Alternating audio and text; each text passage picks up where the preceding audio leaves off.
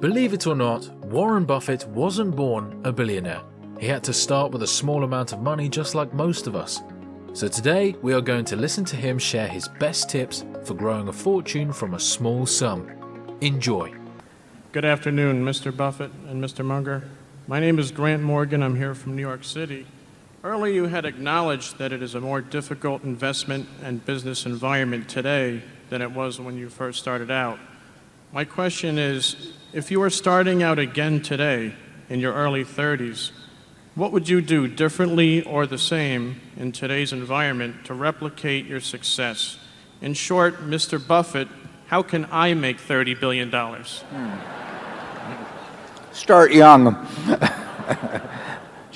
Charlie's always said that the big thing about it is we started building this little snowball on top of a very long hill. So we started at a very early age in rolling the snowball down. And of course, the snowball, the nature of compound interest is it behaves like a snowball of sticky snow. And the trick is to have a very long hill, which means either starting very young or living to be very old. I would do it exactly the same way if I were doing it in the investment world. I mean, if I were getting out of school today and I had $10,000 to invest, I'd start with the A's. I would start going right through companies, and I probably would focus on smaller companies because I would be working with smaller sums, and there's more chance that something is overlooked in that arena. And as Charlie has said earlier, it won't be like doing that in 1951 when you could leaf through and find all kinds of things that just leapt off the page at you. But that's the only way to do it. I mean, you have to buy businesses or little pieces of businesses called stocks, and you have to buy them at attractive prices, and you have to buy them you have to buy into good businesses. And that advice will be the same 100 years from now in terms of investing. That's what it's all about. And you can't expect anybody else to do it for you. I mean, people will not tell you about wonderful little investments. It's not the way the investment business is set up. When I first visited Geico in January of 1951, that rest of that year, I subsequently went down to Blythe and Company, and actually to one other firm that was a leading, Geyer and Company, that was a leading analyst in insurance. And I thought I'd discovered this wonderful thing, and I'd see what these great investment houses that specialized in insurance stocks said, and they said I didn't know what I was talking about. It wasn't of any interest to them. You've got to follow your own. You've got to learn what you know and what you don't know, and within the arena of what you know, you have to pursue it very vigorously and act on it when you find it. And you can't look around for people to agree with you. You can't look around for people to even know what you're talking about. You have to think for yourself. And if you do, you'll find things. Charlie? Yeah, the hard part of the process for most people is the first $100,000. If you have a standing start at zero, getting together $100,000 is a long struggle for most people. And I would argue that the people who get there relatively quickly are helped if they're passionate about being rational, very eager and opportunistic, and steadily underspend their income grossly. I think those three factors are very helpful. There are two things that I wanted to expand upon before moving to the next clip. First, Buffett said to focus on small companies. The obvious reason for doing this is small companies have more room to grow, so your investment grows with them. That's not to say that big companies are bad companies, but when you're starting out with a small sum of money, you have to take into account opportunity cost. Also, small companies are usually riskier investments than a bigger company. That's why Buffett said to start looking at every small company out there, so you can figure out the ones that have a good potential to keep growing. The second thing I want to reiterate is Charlie Munger's famous quote, "First $100,000 is the hardest." So at the beginning, I would honestly just get a job and try to save up the initial amount.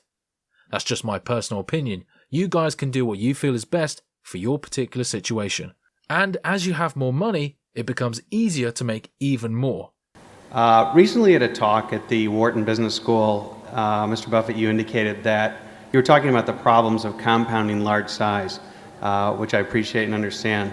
But you indicated, you're quoted in the local paper as saying that you are confident that if you were working with a sum closer to $1 million, that you could compound that at a 50% rate.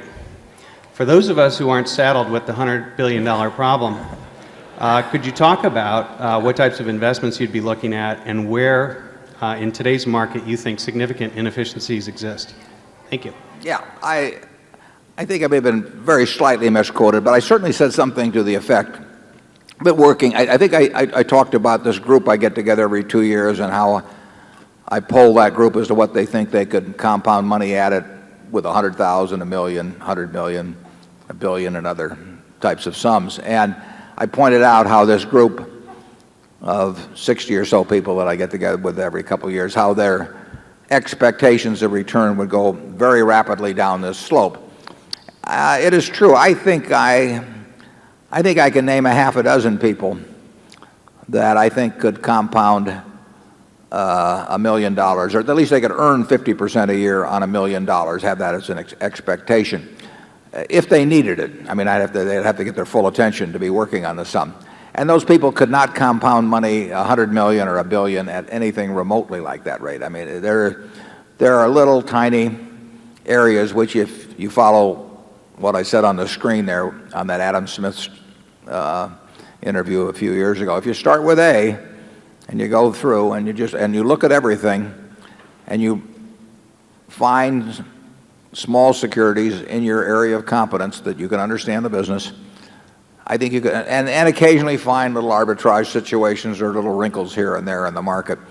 I think working with a very small sum, that there is an opportunity to earn very high returns, but that advantage disappears very rapidly as the money compounds, because from $1 million to 10 million, I would say it would fall off dramatically in terms of because there are little, you find very, very small things that you can make, and you're almost certain to make high returns on, but you don't find very big things in that category today. I'll leave to you the fun of finding them yourselves. I mean, it'd be terrible to spoil the treasure hunt. And the truth is, I don't look for them anymore. Every now and then I'll stumble into something just by accident, but I'm not in the business of looking for that. I'm looking for things that Berkshire can put its money in, and that rules out all of that sort of thing. Charlie? Well, I would agree, but I would also say that what we did 40 or so years ago was in some respects more simple than what you're going to have to do. Right. We had it very easy compared to you. It can still be done, but it's harder now. You have to know more. I mean, just sifting through the manuals until you find something that's selling at 2 times earnings, that won't work for you. It'll work, it's just you won't find any. Yeah. Well, in this clip, Buffett gave pretty similar advice.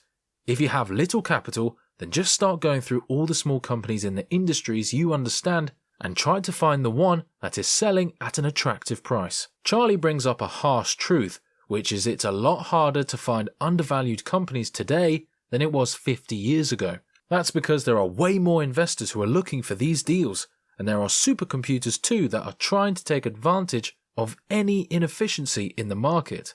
This all just means we have to look longer and longer for opportunities. One last thing I want to mention is Buffett said it's entirely possible to get a 50% return with a small amount, but I want to remind you it's extremely hard. It's even harder to get those types of returns year after year. So please keep that in mind and don't fall for a scammer who is promising you insane returns to scam you out of your money.